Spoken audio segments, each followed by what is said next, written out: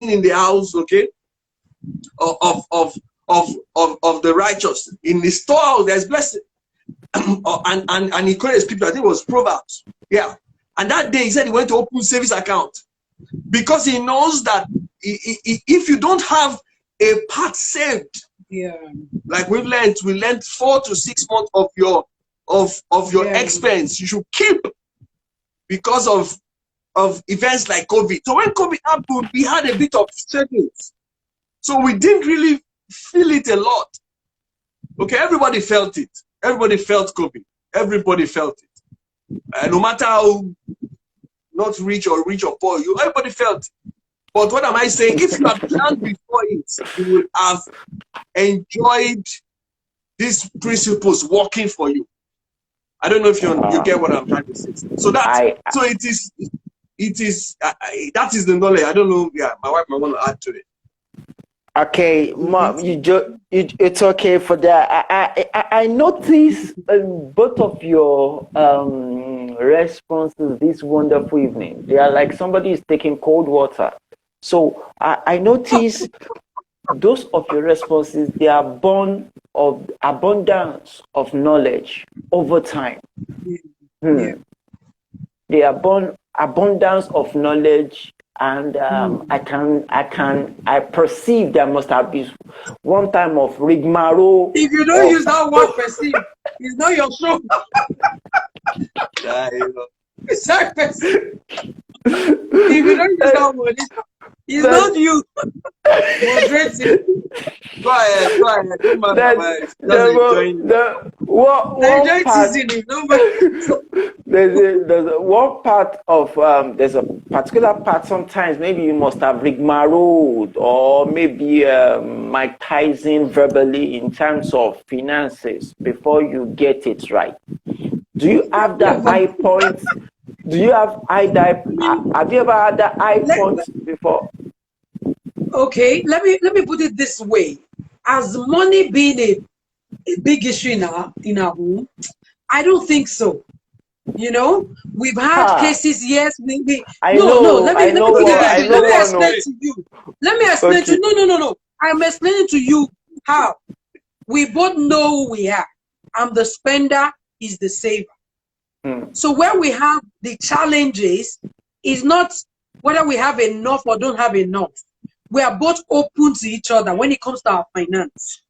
So that has been from day one. From day one. It's never been, oh, this money is hiding it, or I'm hiding. We've never had those kind of drama.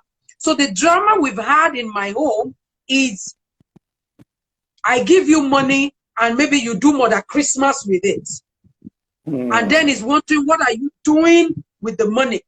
You understand? It's not as if I spend it on myself. Let me put it in quotes. So what I have learned from my husband, because I'm altruistic in nature, is to now understand that I will have money for whatever I have to do, the work I have to do, you know. I don't want to say I'm a philanthropist. I don't want to use that word, you know. But what am I saying? It's that giving. So now I give with wisdom.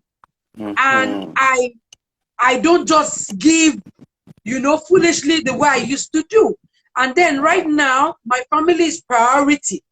So I won't go and overgive and then suffer. You understand? So the differences we had was not because whether there was money or not. There were days, I won't lie to you, that we didn't have money. And God will show up. I've seen in this life ravens feeding us. People helping us without knowing God was using them.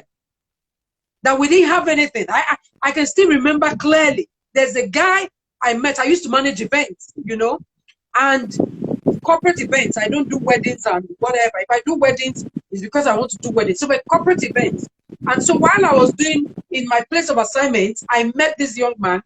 He wasn't married then, and that was it. So we had our second baby. And even before second baby, first baby, my husband had this leading, you know, to be putting his salary into the offering bowl for 6 months. We didn't have ATMs then. Our daughter is 16 now. And no ATM, nothing. He said he had a leading. I don't want to start calling names. It's, yes, this is a Jesus platform, so we can call names if we want to, but he got a leading to do that. And he came home and told me, this is what he heard. I said, you heard? I said, fine, no problem. So imagine just having a baby. And you know, when you have a baby, then you can't just be walking about then, and you can't even go to the bank to say, let somebody collect money for you. You have to go yourself then. So for 6 months, he will earn his salary. He would drop it in the offering bowl. That was what he was doing. So most times when he's telling the stories now, he will say, oh, I don't know how we survived. I say, guy, I know how we survived because I felt it the most. I had to be the one to say provide. So how do we manage? But God showed up. Anytime there was nothing at home, somebody would just come in and maybe visit the baby and say, oh, how are you guys doing? This is the baby, and drop maybe 20,000, sometimes 10,000. With that, I started taking record of everything that was given to this girl. I will put it down, write it, and we tithed on it. We gave tithes on it. So what am I saying? We've gone through seasons where we didn't have nothing. I still say to people, nobody died and left money for us. Yeah. Everything we have now, maybe Jesus died and left money, but left for everybody. But what we have today is not because we had parents that passed inheritance or anything. What they left is a good name. You understand? And the integrity of their hearts and the skillfulness of hands according to the Bible. So we try to do what we can legitimately to make money and to get ahead. So we can tell people our processes. There's no abracadabra about how we got to where we are. We learned the process. We worked as a team. We're still working as a team. We're not where we want to be, but we're not where we used to be. Just a few days, I was looking for something, and I saw a check that we wrote. It's there. It's on our notice, our dream board. And I saw the check with money written, saying this will be normal and will be our tithe one day. It's crazy amount in millions. We wrote it down and we put it on our dream board. But I don't know, along the line, maybe we were cleaning or something, the thing came up. And I was just cleaning the house recently and I saw it. I took it back. I said, this will be reality. Go back there. So what am I saying? We've learned to dream together. We've learned to work together. We've learned to speak the word and look for opportunities as God leads us. So there's no drama per se. I'm not he knows now. I keep telling him, I said, thank God you married me. I'm not a Wahala person. So I won't stress for money. You have, to God be the glory. You don't have, to God be the glory. So I've never been that kind of woman that will say, oh, let's buy this or put a weave on my head. I will buy a plot of land. I've never been that kind of person. So it's enjoy peace. Wow, awesome. So you want to say something? Yeah, I'm grateful to God, I'm grateful to God for the kind of wife he gave me, I'm really grateful. Clap for her. Do you want me to sing for her? Do you want me to sing for her? Do you want me to sing? Okay. Yes, you can go ahead. I wouldn't do that. I wouldn't do that. I can't understand your song. These were moonlight kind of song. These were moonlight. I don't understand this. But so and we're working. Like I said, this is stuff we are tweaking. We didn't start like this, please. Very important. Yeah. We started from ground zero. So and we're so today we'll be married 17 years. For those that just joining. But again, are we work in progress? Absolutely, absolutely. And we quick again, like I said, anytime we learn a truth from a meeting, my wife reads a book concerning this, she shares it. Today, come and see this because you are helping the team. That's the thing. When you get an understanding that will help the team, pass that understanding or the information to your partner, because it's better both of you are on the same wavelength or similar wavelength. It's that's the beauty, and then reward yourselves together, grow together. Some people say, oh no, I prefer let me make the money and then go and get my wife or the lady, or she really wants to be made. I don't want anybody. For me, I found that it's better. you grow together. So it's not just making the money, it's the process of when you like the farm experience. You know, we planted it for months. You know, we went there. You saw the cassava. You saw it grow. You saw, I mean, beautiful. Then you saw everything lost. You know, so we're laughing about it today. But it's this. So going through all that, you know, makes it beautiful. It cements this union. You know, it makes it worthwhile. That this is really my partner, you know, and that's the joy of marriage. And I until you experience it, you won't understand what I'm saying, you know. So that's really what I'm asking people to. I'm encouraging people, you know, don't walk solo, please. Don't walk solo. Walk as a team. Okay, thank you so much. You know, you never seems to inspire people on how our family can work as a team. Matthew Strodwen from Germany, I can see you. Thank you for joining us this wonderful evening. I can see you. This is one of the best family we know that does family to get family very well. Godly way, Team Elesin, they are with us now. So I have this beautiful question for you, man. You teach marriage mindset. You are a family system engineer. And you engineer families to actually be the best of their ability.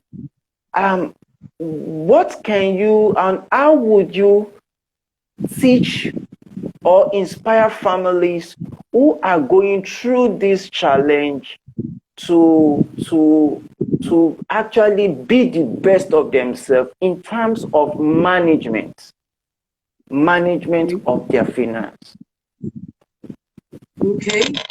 Basically, the first thing is what do you have? What skills do you have? What do both of you have? And what are both of you doing? You know? So if one person is working, what we advocate, if possible, let's not both of them be like entrepreneurs. And if they're entrepreneurs, let it be that one business is ahead, so to speak, that is really making money. If not, you must get something that is a steady source of income that brings in money. So even if it's putting money in fixed deposit, maybe it's bulk money in fixed deposit and you're receiving some certain amount, then know your numbers. Know your numbers. One person must know the numbers. What takes care of the home every week? What takes care of the home every month? Know your number, so that if you know all of that, you will know how to plan. What do we need to do to make these numbers meet up? Because you must eat every day. It's compulsory you eat. And even if you say you are going on a fasting program because you are adults, your children cannot fast, so to speak. So they need to be brought in where you know that at least a meal a day. Even if you say intermittent fasting, a meal a day. So you plan for that meal a day. And where do you get the money to plan with? So you must be doing something legitimately. So look for something doing. What can you do? What skills do you have? What are the things you can learn? Who can you help? Who can you support? So learn all of that. And then when you have that running, don't put your basket, don't put your eggs in one basket. Make sure that you diversify whatever you're doing. So if he's working somewhere, I'm working somewhere, that's two sources of income already. And then we have businesses by the side. Don't use your employer's time to be doing your business. You now have to find a way to either, outsource your business or partner with someone, whatever you need to do. Start growing your business. Get information and see what you can do. And then save. Learn to save together. Everything you're doing, do it together. Because we discussed, he said something while we were talking, that one of my businesses totally collapsed because it involves people. You need to meet. It's like a hall and everything. You can't meet anymore. So there was no income, nothing whatsoever. With salaries to be paid, how do you cope? People are depending on salaries. How do you do that? So it had to be from one source of income, which is his source of income. He's the one working somewhere. So at least he's getting something. So how do we manage this to go around? So we had to depend on that. And then we had to start praying, God, how do we help ourselves? So in knowing and listing out our skills, my husband truly, I'll give it to him. He's the business guru. He's the consultant. I still have notebooks where he will draw everything like, you know what? You are very passionate, but see, this thing you are doing, this time you are wasting, this, that. Come and do this for me. Write this book, write this thing, write that thing. And he gives me an ultimatum, because sometimes I will play and forget. I'm like, oh, you've not done this. And he will tell me, this is what you need to do. These are the things you need to do. And it helps, because I have to sit down and be more serious. And then as I said, you know what? I've been doing freemium. No more freemium. Let's move to premium, because freemium will not pay bills, and I'm spending time. I'm getting into what I'm doing. So pay for my programs. And I sat down, put everything together, and I was ready for my coaching business and everything. And then we were also looking for other opportunities. So what am I saying? Do it together. You both have strength. Tap into your strength. Tap into the grace that God has given both of you individually, and sit as a team. So that if it's the woman that is very, how do I say it now, is out there, support her from where you are, be her support system, and let her shine. When the money comes, it's for both of you. As my husband will always say, you will enjoy it together. You can reward yourself later with a holiday, reward yourself with something you want to buy. Bet, work together as a team and make it work. Go and learn. Go get a financial coach. I have a financial coach till date. I have paid for programs. I still pay for programs. Till today, I still paid for a program. What was I paying for? Procrastination. Oh, I procrastinate a lot. I didn't even start the program. Just seeing the content, I have achieved more than how many things in how many days. So what am I saying? It's not as if I can't help myself, but I just found out that I was slacking in a lot of things. But just seeing that cost, just paying that money made me make progress. I've not even done half of the program. So what am I saying? People will keep telling stories. You don't want to learn. You don't want to pay to get coached. You don't want to pay to get knowledge. Read a book. It's a problem. I read at times a book a week. Sometimes in a day I'm done with a book. Sometimes I'm listening audio, just getting knowledge. Same thing with my husband. But she reads better than me. Yeah, because I know somehow, like I tell people, I'm going somewhere. So if you want to be coaching big people, you can't sit down and be telling them ABC when their level is high up there. So you need to get to their level. So if you are not in that level now, you need to bring yourself up to speed by following coaches that are in that level. And those you follow, if you follow well, you will get knowledge. There's nobody in my circle, and I don't joke with it, that I don't push. Same thing with my husband. We are not tormentors as mentors. We make sure that, okay, what are your numbers? What are you doing? We are interested. We love people genuinely. And we're not the type that will say, we want to be the rich one handing out. No. We don't want to be the only rich person. You are a poor person if you have that kind of mentality. Let everybody be rich. Thank God for the church we go to. Same thing. Our pastor will say it all the time, that when he comes into a city, see his sons coming and they are wondering, who are these people? These are his proteges coming to the same meeting and in their, different vehicles, jets and whatever. But what are we saying? It's a tribe. We're building a tribe of successful people. So it's not just about us. So once you can replicate the same thing you have and mentor somebody else, mentor 5, 6, and then mentor. Before you know it, we're a tribe of, wealthy people. And wealth is not because you have money. Money is in exchange for value. Wealth is a mindset. It's a mindset. So it's having that mindset. We have the mind of Christ. You understand? So that's what is key. So in talking about money, in teaching people, start together. If you are Christians like us, go into your Bible and read and get as many books, get coaches, read and know your numbers. Once you know all of that, everything will fall into place. Wow. Family system engineer always going out with not even screwdriver this time. This time is machine screw. Bazooka. Bazooka. Thank you for that beautiful analogy. You know, one of the key things that amazes me is whenever we are having this session, the way time flies. This is just 52 minutes, and there's nothing we can do about the time because we still have a lot of things to share. But I want to quickly put up this last question to you. You were talking about as a marriage system, family system engineer. Now, what's the disposition of Jesus Christ and money to the beginner, early beginner? You understand? Early beginner. What I mean by early beginner, I'm talking about the people who are just giving their life to Jesus Christ.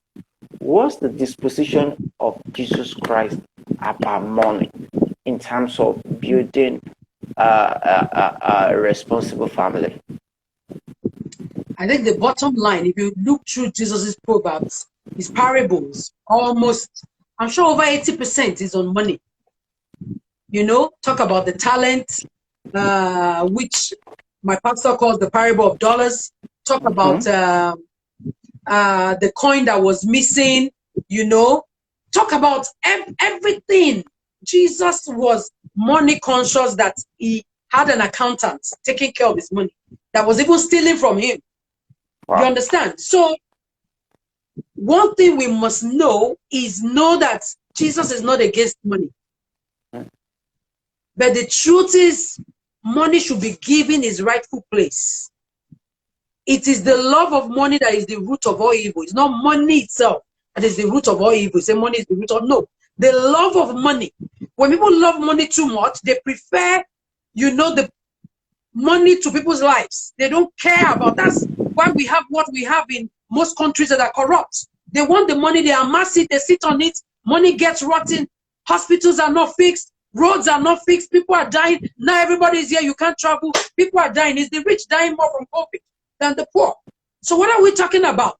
They are not dying because they are rich, they are dying because what they should do with their money, which is send it on message and develop infrastructures, they are not developing it. They are not developing people. They are not developing infrastructures. They are sitting on the money. And believe you me, even if a man dies tomorrow and is taken, you know, buried in a gold coffin, put with money and gold, he won't spend the money there. He can't spray Jesus. Are you going to be spraying Jesus in heaven and spray him with naira or what? The money will be useful here. You understand? So if, as a young Christian, please go to the Bible. Thank God for Google, you know, or Google or whatever you want to call it. Go and check Jesus and money. Find out what he said, the parables. Find out everything. Read and study and ask. Said he was made poor for us to be made rich. You understand? And in terms of enjoying, Jesus enjoyed, though. It wasn't a sufferhead, though. Let's get that straight.